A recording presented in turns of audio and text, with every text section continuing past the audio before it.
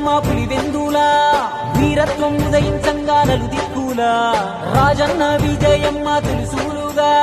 జగనన్న జన్మించాడు యువరాజుగా చదివాడులే పెద్ద బల్లో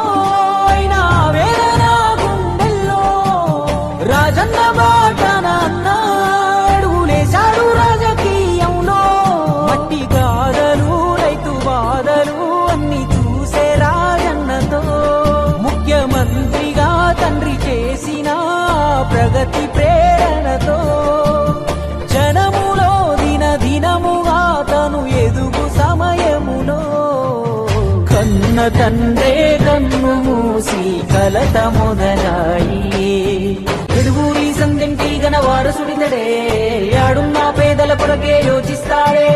తాతయ్య రాజారెడ్డిని తలపించాడే తన తండ్రి స్థానంలోకొస్తానన్నాడే రాజన్న కొడుకు